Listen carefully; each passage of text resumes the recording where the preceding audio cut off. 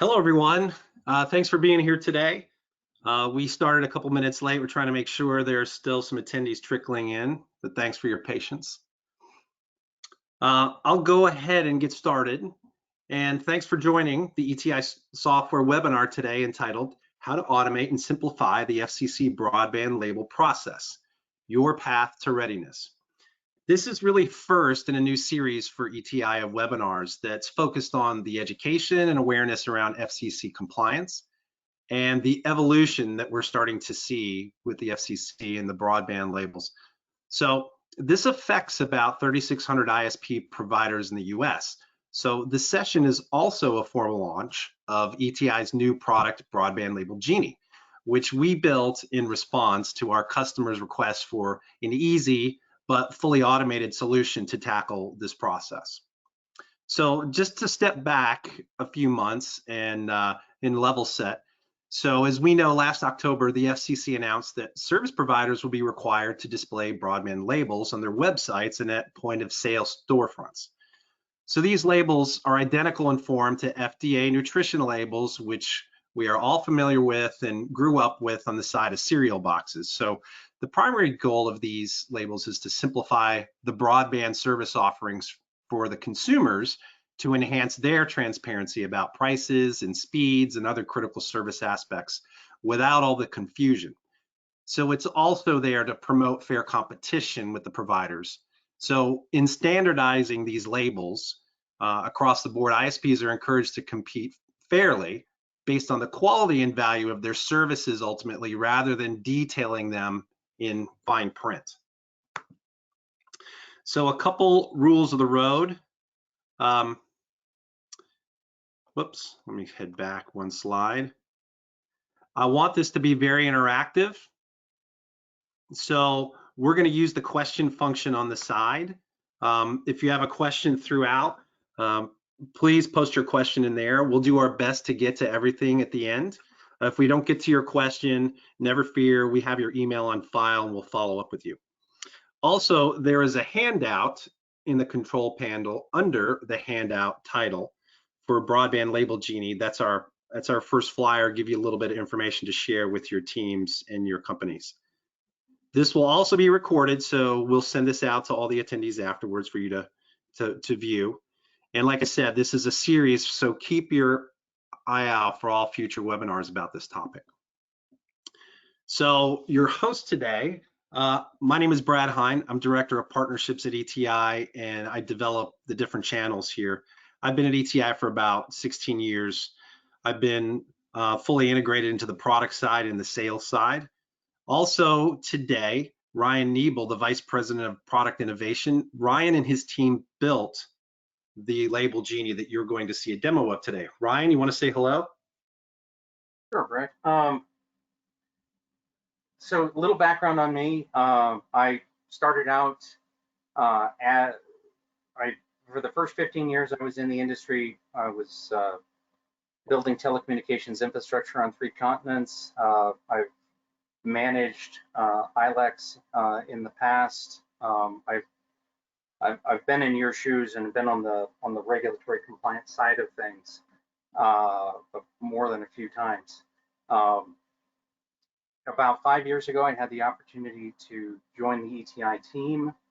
I've been evangelizing their products for a lot longer than that, and I'm just really excited to show you what my team's been cooking up over the last few months here. So back to you, Brad. Thanks, Ryan. Just to level set about ETI software for everybody, I saw some familiar names on the list that came in attending today. I also saw some not so familiar, but ETI has been around since 1992, so we've been developing telecommunications products and integration solutions for voice, video, and data providers globally.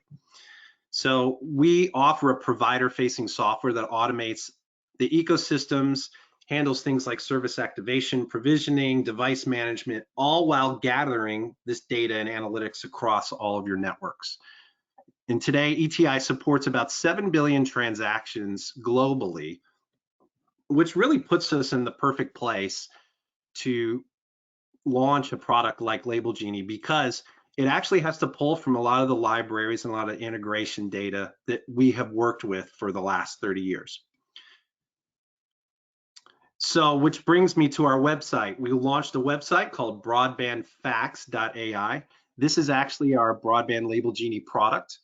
I highly encourage you to go out and check it out. There's some frequently asked questions on there and all the information you need to know about the product itself. So, a few topics and agenda today. Internet services are regulated now. So what's the FCC asking for, and why have they done this? So new reporting standards are actually coming along with the labels. So what do you need to do as a provider?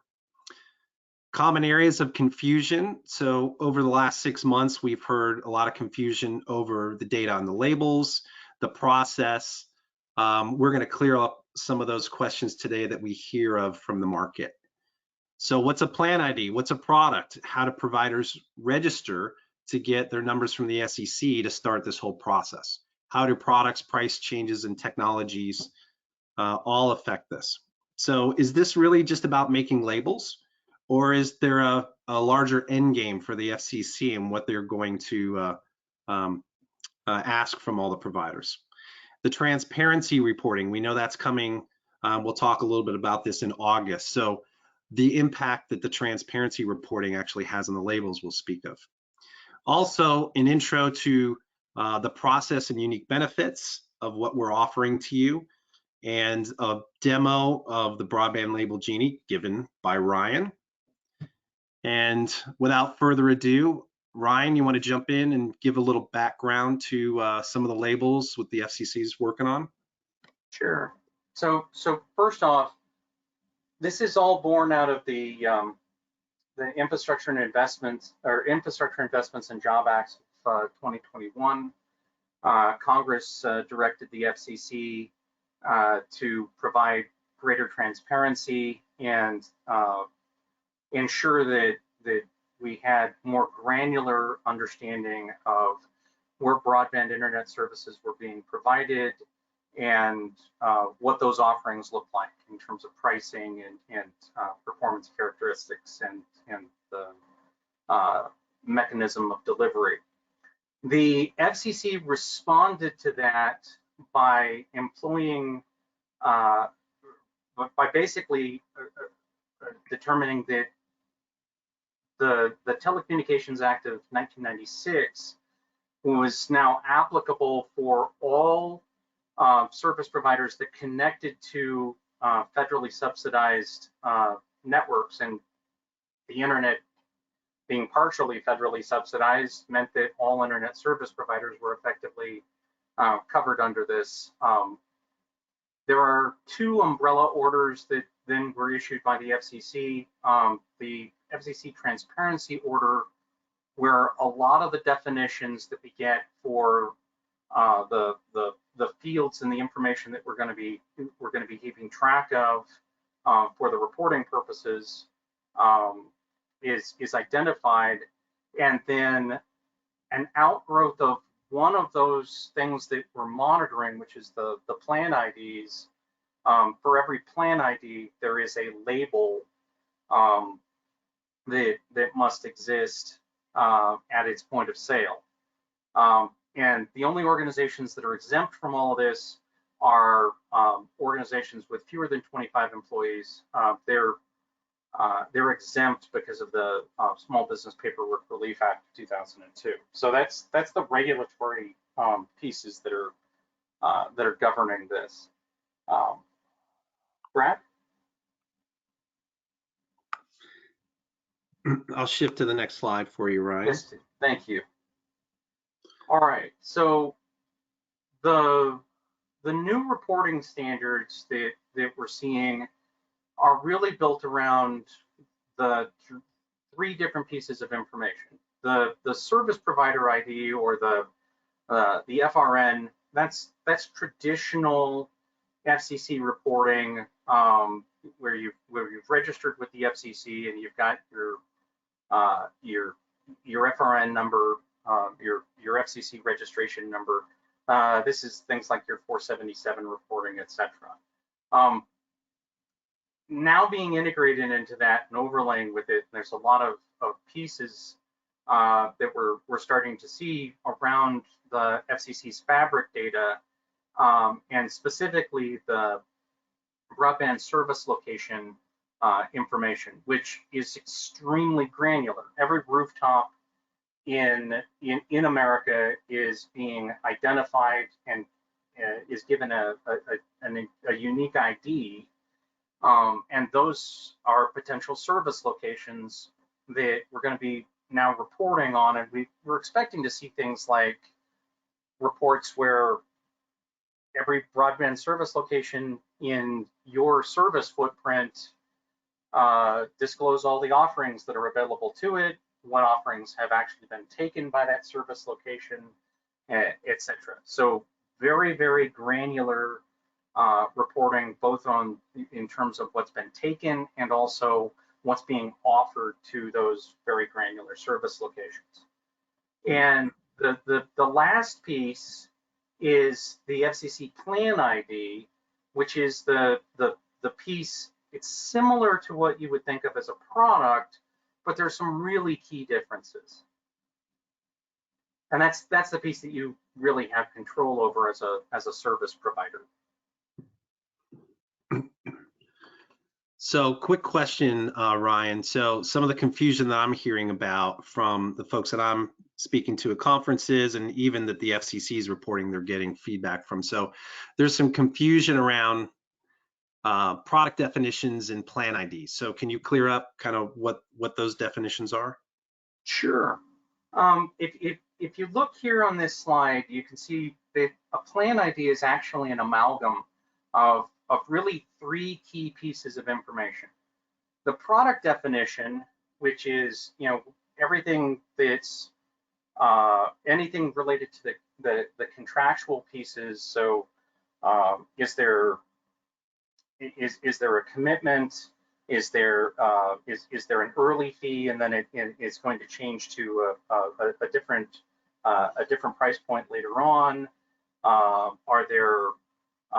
Are there installation fees or one-time charges associated with taking the service? All of that's part of the product definition, along with how fast it is, how much latency there is, etc.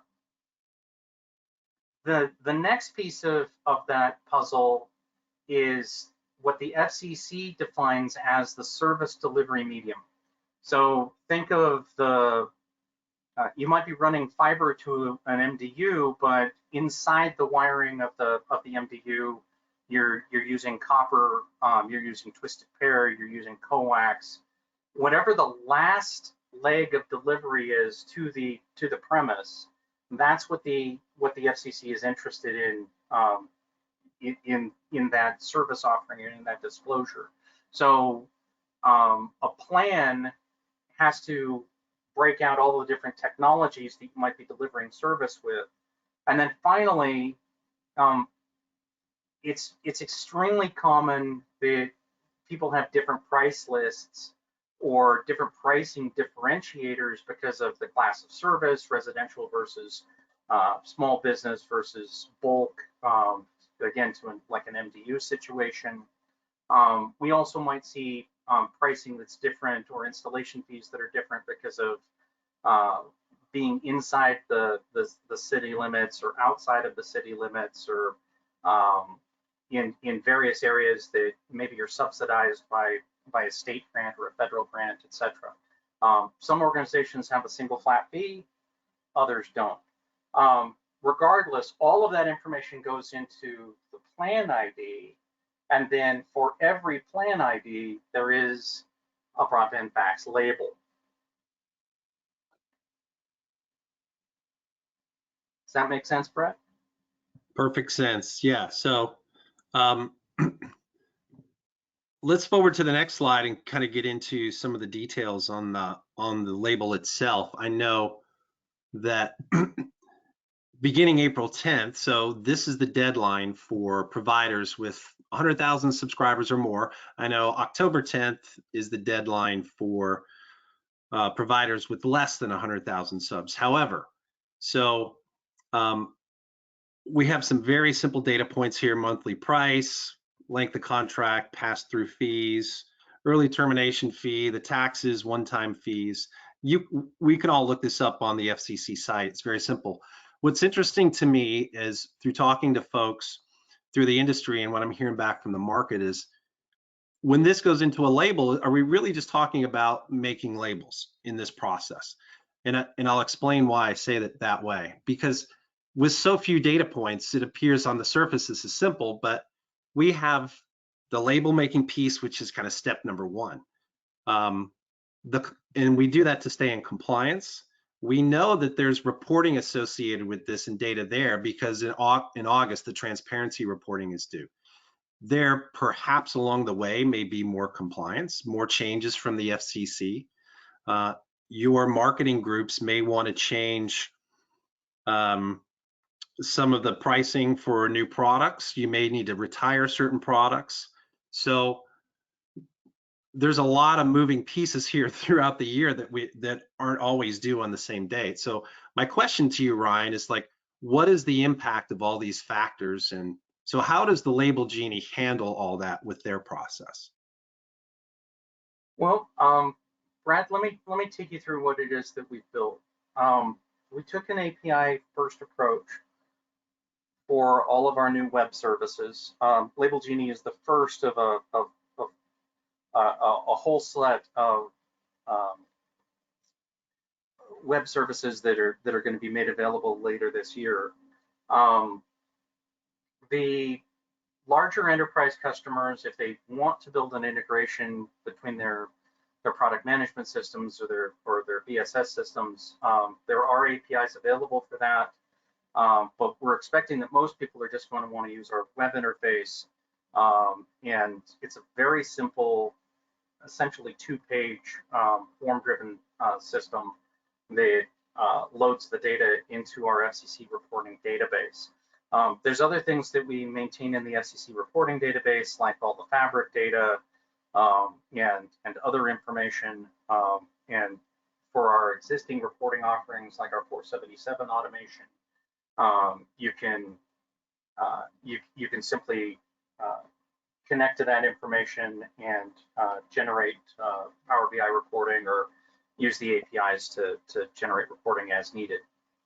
Bolted onto the database specifically for label generation, we have a real-time template-driven engine that allows us to change the templates as often as the FCC updates the specification. So 3 weeks ago, Monday, the FCC gave us a new set of specifications that deprecated all of the ACP requirements off of labels.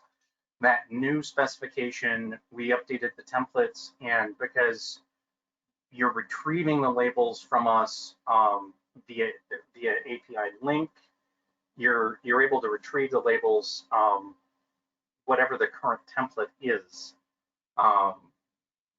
The API for label retrieval simply lets you use your BSS or your product management product IDs, the delivery mechanism, and the price differentiator or the price list, or whatever your market segmentation might look like, to retrieve the current label.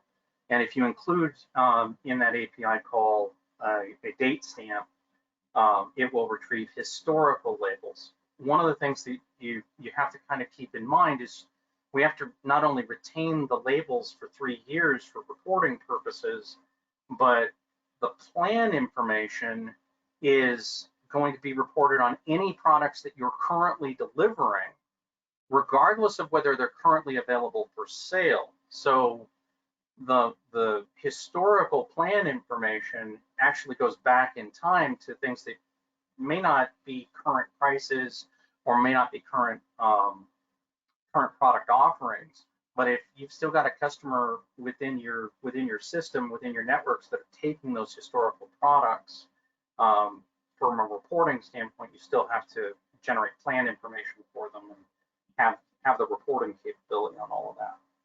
So that's an overview of what the platform looks like. If we advance to the next slide, you'll see the way that we sort of organize our data. And it's very straightforward. We've got three primary pieces of information. The provider, which sets all of the defaults, has all of the key information that's going to be carried through on every product. Then we have the product definitions themselves, which identifies the contractual terms around the product, what the performance characteristics of the product are.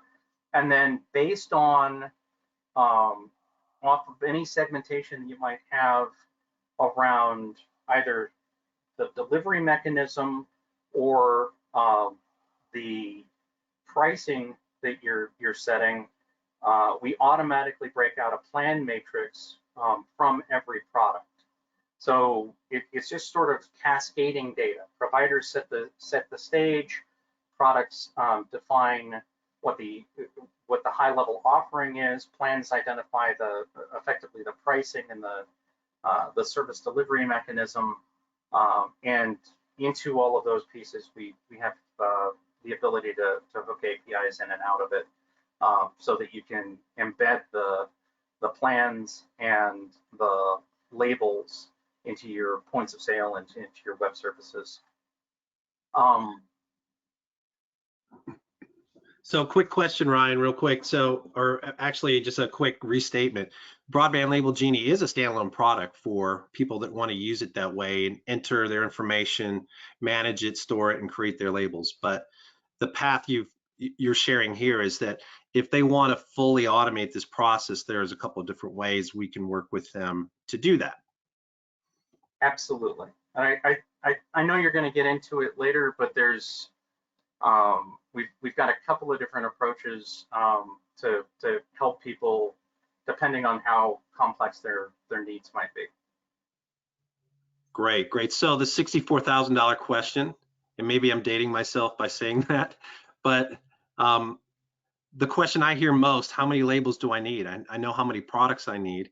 It was great that you added that some of the legacy products need labels also. So how are they going to figure out exactly how many labels they need?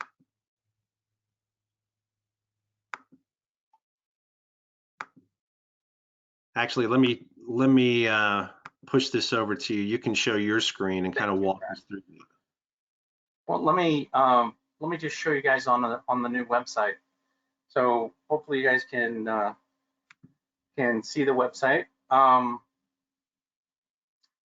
We've got kind of a handy little calculator that's been built in. So let me kind of take you through how this works. Let's say that you're a relatively small service provider. You've got 5 internet products. You differentiate them by residential, small business, bulk. You might have, say, 7 different price tiers available for your for the products, and so that there's no ambiguity, where we actually ask you which technologies you're using. So do you have active Ethernet or coax or fiber, or for instance, you might have fixed wireless for delivery of services to some of your customers. If you look, all this is just simple multiplication. This is the number of plans that you would need to maintain for just something as simple as 5 products at 7 price tiers with 4 different products or 4 different delivery mechanisms. So that'd require 140 plans. So figuring out how this is going to impact you, and remember that this is also about anything historical, but also whenever there are changes. That's a great point, Ryan. I think I've seen label calculations all over the map. We've seen them small rural companies with maybe three or four products, 3 or 4 price differentiations on one technology, still those add up quickly.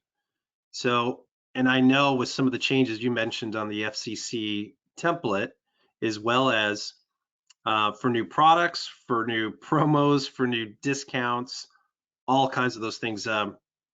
Even 50 labels can turn into 100 quickly. Well, 140 labels here can start to multiply. I do want to jump in though. Because we're generating the labels as a runtime function, if the template changes, you don't have to build anything new. There's no impact if there's a new template change, because we're just going to roll out the new templates globally for all of our customers.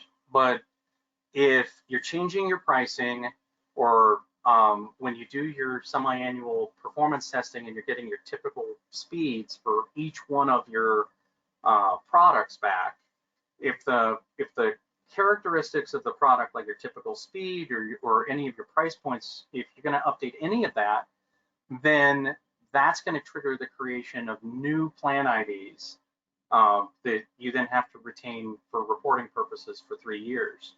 So it's we've automated most of that process. So if you change something, we either append to the list of plans or we automatically generate new plans for you. And we'll show you that in the demo here.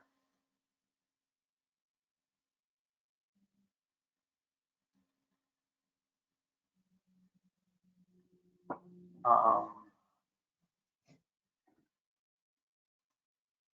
apologies, it logged me into we were turning the credit card processing on, and it logged me into the administrative panel. Okay, so what we have here is just the provider settings. What you can see here is this is everything that's going to be carried over into all of the regulatory reporting that we know about the provider so far, as well as any of the information that we might need to put on the labels. We are collecting information here that's not necessarily on the labels yet, but is required for potentially other pieces of the reporting. One quick call out, you're setting your tax, your granularity for tax disclosure globally. So you're setting whether you want to actually have the itemized breakout of the line item taxes, or you just want to have a boilerplate line of text that says varies by location, which was in a change order that came from the FCC, or if the taxes are included in your pricing, you can just set that there. Below here, you can see that we're setting the types of offerings that are going to be available. You're selecting what product or what service delivery mediums you're going to be using for the FCC recognized technologies. And this is just a high level filter out all of the other noise so that you're not carrying all of that through into all of your product forms and things downstream. This particular customer is doing its price differentiation by service area, but price differentiation can be based on lots of different things. What we're driving in this next section here is what any line items that we want to include or would include in any of your labels. If there's any installation fees, if there are any surcharges that you're going to charge, and then because we're differentiating by service area, we've basically got 4 different price lists that we're tying through to: residential municipal, residential rural, business municipal, and business rural. The FCC says that the most common thing to use here would be zip codes. I've seen people that were breaking this out by fiber service areas or FIPS codes or very granular pieces of information from their fiber management systems. And we've also talked to folks who literally had or will have a single price differentiator for the entire United States. There's just one flat price list for those guys. Within our product catalog,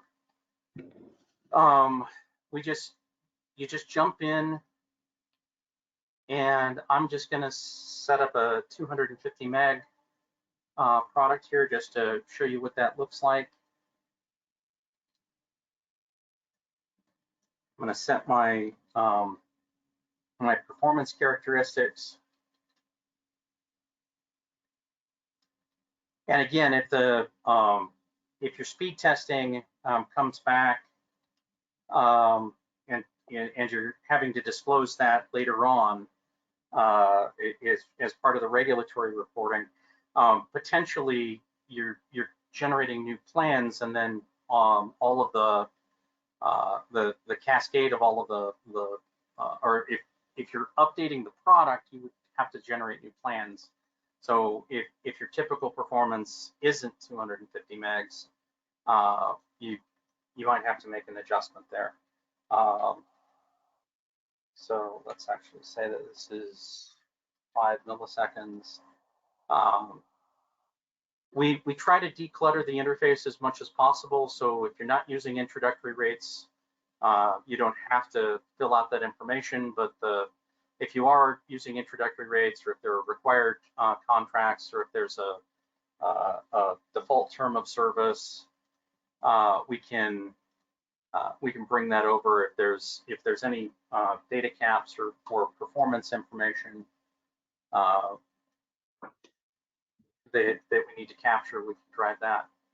And then I'm just going to put in here a URL for tracking any of the discounts and bundles against this product, which is the mechanism the FCC provides for tracking all of the discounts and bundles.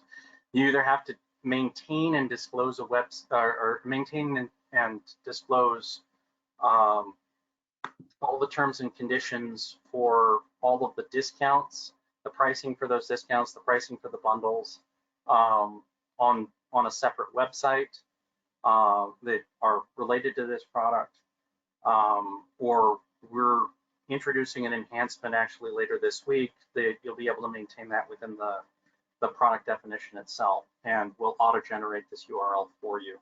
So there is some enhancement that's coming, but for now, this is the link that is required by the FCC.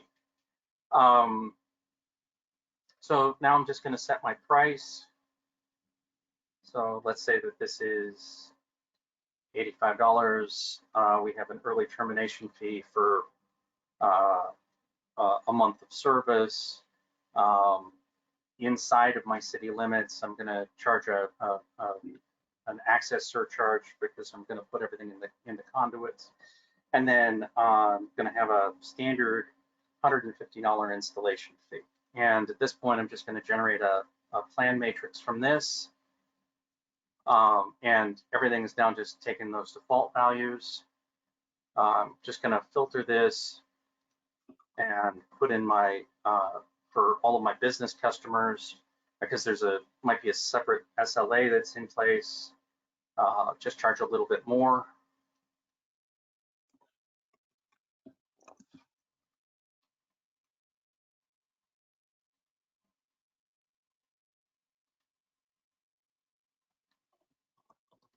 And then we'll also come into here and grab all the rural pricing.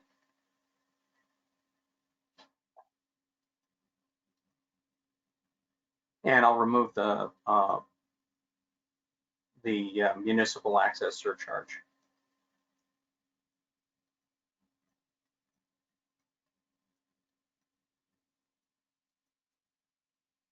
Okay, so with that, I will just save those updates to my pricing, and now I'm just going to grab all of the plans that are currently pending, and I'm going to activate them. And this is now going to generate the 26-digit FCC plan ID that is going to be required for all of that regulatory reporting downstream. So this will automatically generate your plan IDs, and if we realize, oh gosh, all the people that are getting I messed this up, the wireless customers here, I want to actually modify them. So I'm not going to charge an installation fee on any of these wireless customers. So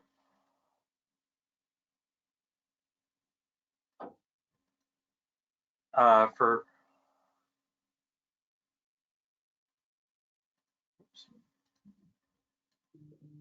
activate that one last plan. There we go. Okay. So now sort that again. So with these guys that are wireless, I'm just going to clone out the products, and on the new cloned products or the new cloned plans, I'm going to remove my installation fee because wireless is just so much easier to install. And now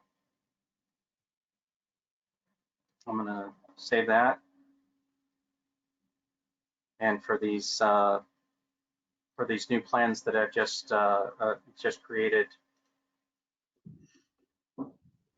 just activate them. And what just happened is I've just deactivated the previous plans, and I've instantiated the new plans. So when you make the API call for this product ID based on the price differentiator and the FCC technology, it will now return the current active plan and plan ID and label. And finally, just to give you a sense of what the label generation looks like, it's just in real time. It uses whatever the current FCC templates are, and you can use the API calls from your website to be able to retrieve the correct plan and the correct label every time. So that's basically the system. Like I said, it's pretty straightforward, and it's just designed to make sure that all of the definitions are correct, and all of the plan information, and this whole matrix is as manageable as possible. Are there any questions, Brad? Looks like the questions are filling up. And let me say right now to our listeners, our viewers, if you have questions, I see a couple in there, feel free to put them in now. We're going to start to wind down this presentation. I do want to share a few things with you before that point. So before we get into the questions, a few options for you to get started today. So as we mentioned, this is a standalone product. There's a few ways that we can deploy this. So you can go ahead in our standard tier is sign up today and create and manage your own labels right now. Enter all your information and manage that and be printing labels today. We also have a managed service to work with you a little more closely with your product offerings. Sign up today and work with us, and we'll manage your product offerings for you, and we'll generate your labels. So the third way is an enterprise integration. So if you sign up today, you can work with us to automate Label Genie and integrate that to your product catalog. So we have customers that have already done that. And it's a seamless way to make sure that when there are any FCC updates or changes, upgrades, that you're in complete compliance. And the labels are always accurate. So back on the question side, I see two questions in here, Ryan. One of them is, what will the FCC do if a service provider does not comply with these new reporting requirements? Honestly, I think this year is kind of a, I think that a lot of people are going to be learning, and there's going to be some challenges on both sides. My suspicion is that there's going to be a whole lot of forgiveness. At some point, my expectation would be is that the FCC is going to have to start fining people for non-compliance and for if they don't make accurate disclosures of information. What we've seen with disclosing information is that the FCC typically hits you with a fine of about $10,000 per count, because I think the examples that we've seen just recently. So it could potentially get very expensive if you've got, potentially dozens or hundreds of labels, and you're disclosing that. The other side of it is that they're treating this as a consumer protection piece. So if you're not disclosing the information accurately, that information is going to be publicly available for other service providers to demonstrate, and it could become a real marketing differentiator too.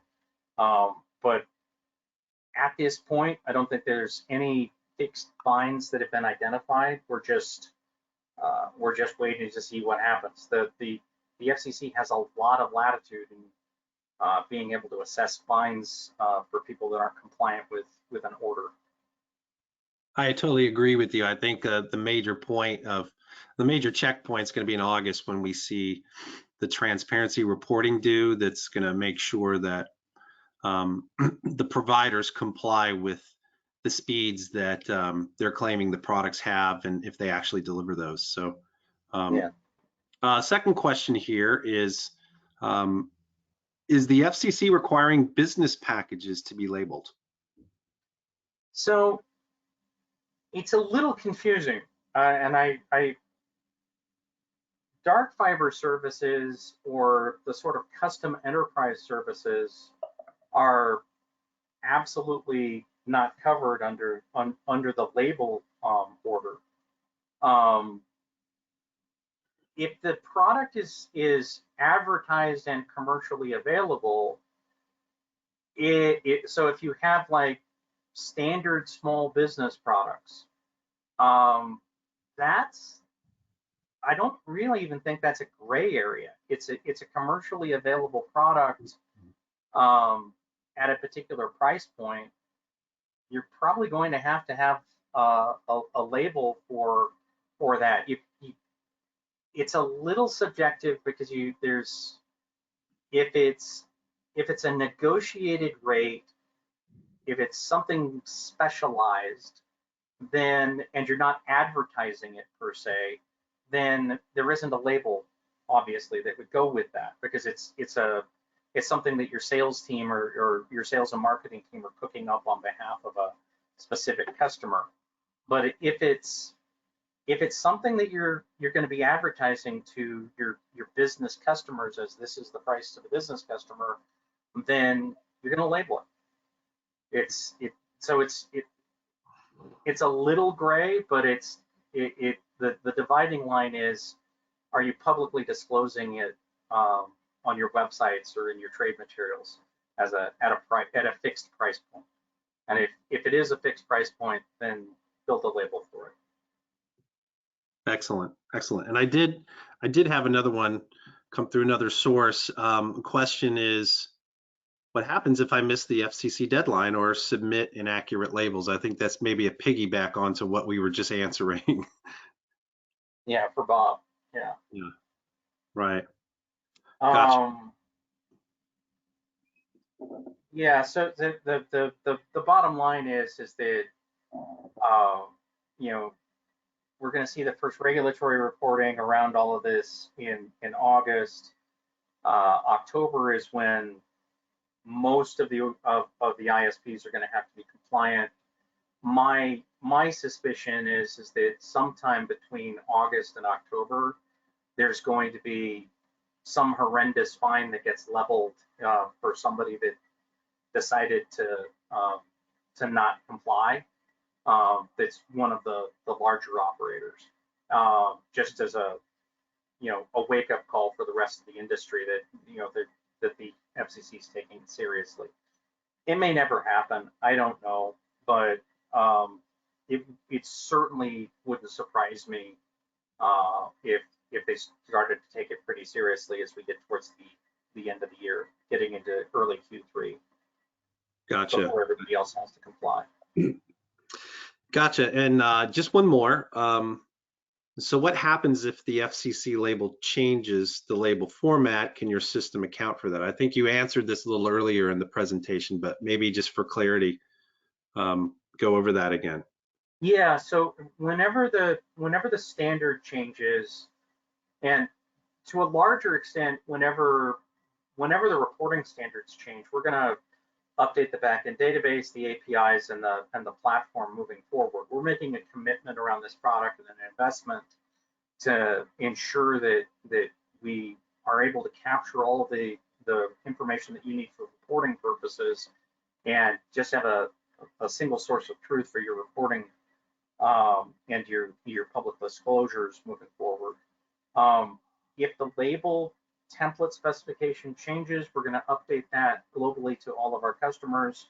And the next time you generate a PDF, it'll be to the updated label. So because we're using a runtime system that actually generates the PDF in real time,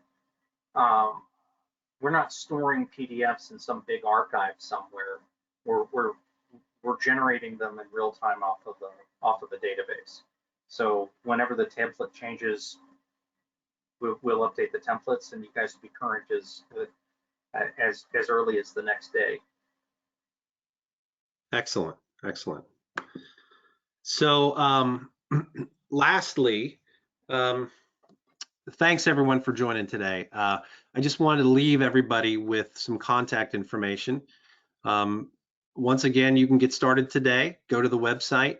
If you want to reach out, you have more questions to us, I encourage you to visit broadbandfacts.ai. That will be updated with questions and from the industry and certain FCC announcements and things like that.